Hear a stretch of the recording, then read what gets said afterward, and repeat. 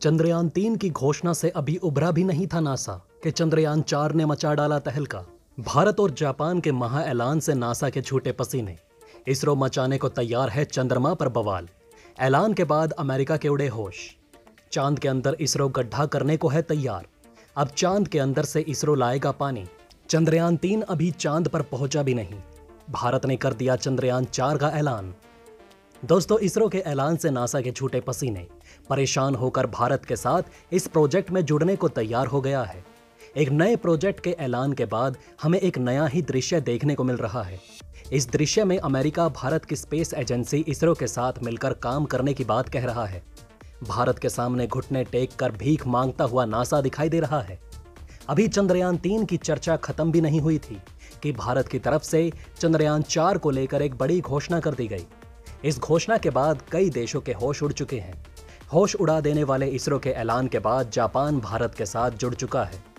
Japan की technology और भारत की काबिलियत मिलकर एक ऐसा काम करने की प्लानिंग कर रहे हैं जो अब तक दुनिया का कोई भी देश नहीं कर सका है। दोस्तों, इस समय भारत का चंद्रयान 3 चांद की तरफ अपनी भयानक स्पीड से बढ़ता हुआ चला जा रहा है और अभी लोगों की इस चीज के ऊपर से नजर हटी भी नहीं थी कि इसरो की तरफ से एक और भयानक ऐलान कर दिया गया। और इसमें हमें देखने को मिल रहा है जिसमें इसरो ने कह दिया कि अब इसरो चंद्रयान 4 लॉन्च करने वाला है। जिस तरीके से इसरो की तरफ से यह बयान निकल कर आया है उसको लेकर पूरी दुनिया ये बोलती दिखाई दे रही है कि इसरो ने वो कमाल कर दिया जिस तरीके से नासा अपने मिशन को अंजाम नहीं दे पा रहा, लेकिन भारत धूम मचा रहा है। वहीं दूसरी तरफ अभी भारत का चंद्रयान 3 चांद पर पहुंचा भी नहीं कि दूसरी तरफ इसरो ने ऐलान कर दिया कि वो चंद्रयान 4 को भी लॉन्च करने वाला है। दोस्तों, बताया जा रहा है कि इसरो 2026 से पहले चंद्रयान 4 को लॉन्च करने की बात कह रहा है। ये खबर इस समय काफी जोर शोर से निकल कर आ रही है। भारत की कामयाबी को देखकर इस बार भारत का साथ देने के लिए भारत के साथ आ गया है जापान और चंद्रयान 4 मिशन में भारत के साथ कंधे से कंधा मिलाकर जापान खड़ा रहेगा।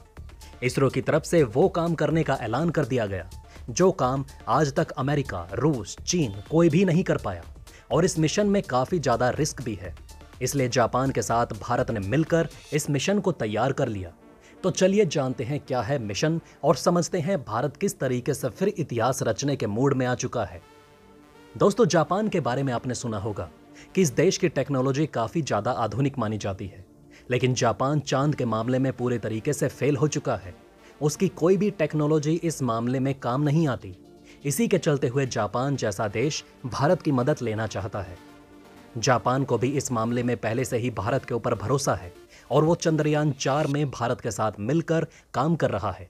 इस मिशन का नाम है लूनर पोलर एक्सप्लोरेशन यानी कि मिशन लुपिक्स।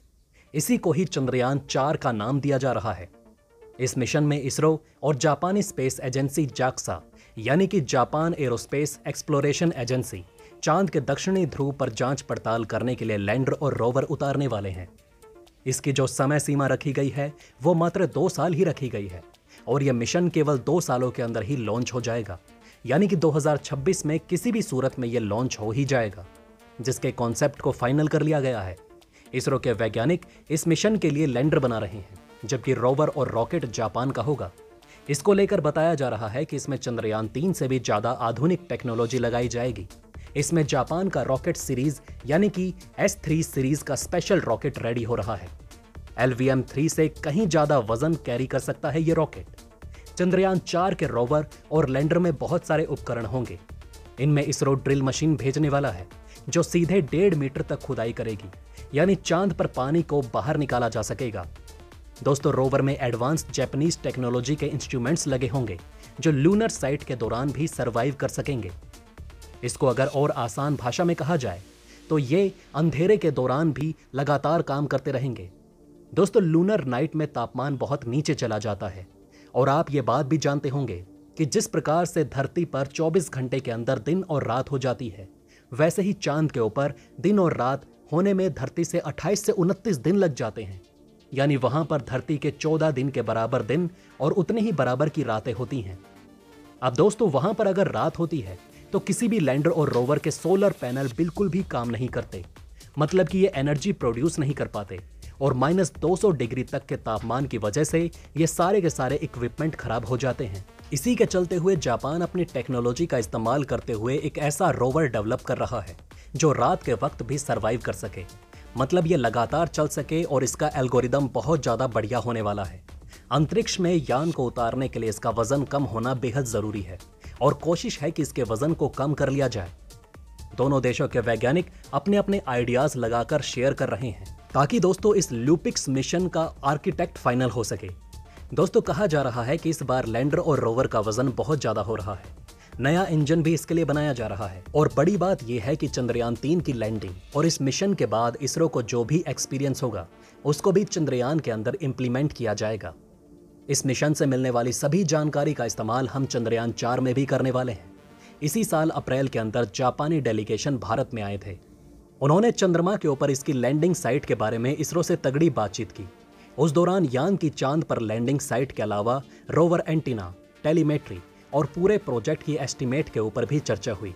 माना जा रहा है कि चंद्रयान 4 मिशन का कुल वजन 6000 किलोग्राम होगा, तो वहीं अगर चंद्रयान 3 अप्रोक्स 4000 किलोग्राम का है।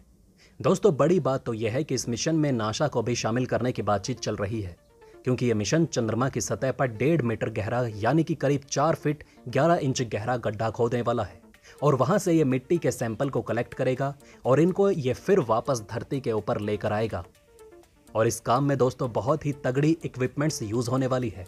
दोस्तों इस मिशन के अंदर underground penetrating radar, neutron spectrometer, advance lunar imaging spectrometer के साथ ही एग्जॉस्ट फेयर मास स्पेक्ट्रोमीटर जैसे बड़े उपकरण लगे होंगे जो चंद्रमा की सतह को पूरी तरह से छान मारेंगे। आपकी जानकारी के लिए बता दें कि इसरो का चंद्रयान 1 मिशन ही चांद पर पानी ढूंढ चुका था, तो इसके बाद चंद्रयान 2 ने चांद के ऊपर बर्फ का भी पता लगा लिया है और अब चंद्रयान 3 दोस्तों इसके अंदर बड़ा कमाल करने वाला है। अमेरिका, चीन और रूस चांद की एक ही साइट यानी कि रोशनी वाली साइट के अंदर ही मिशन करते आए हैं, लेकिन भारत ने ऐलान किया है कि वो मिशन चंद्रमा को डार्क साइट पर लेकर जाएगा। ये वो साइट है जिसको लेकर कहा जाता है कि यहाँ पर चंद्रमा के बहुत सारे राज दबे हैं और पोलर रीजन के अंदर इस यान को उतारने का मतलब है कि वहां पर सबसे बड़ा खतरा होता है कि वहां पर टेम्परेचर और भी ज्यादा नीचे चला जाता है।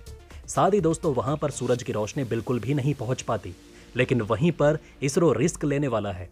भारत और जापान मिलकर चंद्रमा की डार्क साइट के अंदर वहां छिपे हुए राज बाहर निकालने के लिए आगे बढ़ चुके हैं। तो आप अंदाजा लगा सकते हैं कि भारत इस बार कितना बड़ा काम करने जा रहा है। तो दोस्तों भारत के चंद्रयान 4 मिशन को लेकर आपकी क्या राय है, नीचे कमेंट करके जरूर बताइएगा। इसी के साथ मैं मिलता हूं आपसे ऐसे ही किसी अगली वीडियो में। तब तक के लिए बने रहें हमारे चैनल पर। जय हिंद, जय भारत।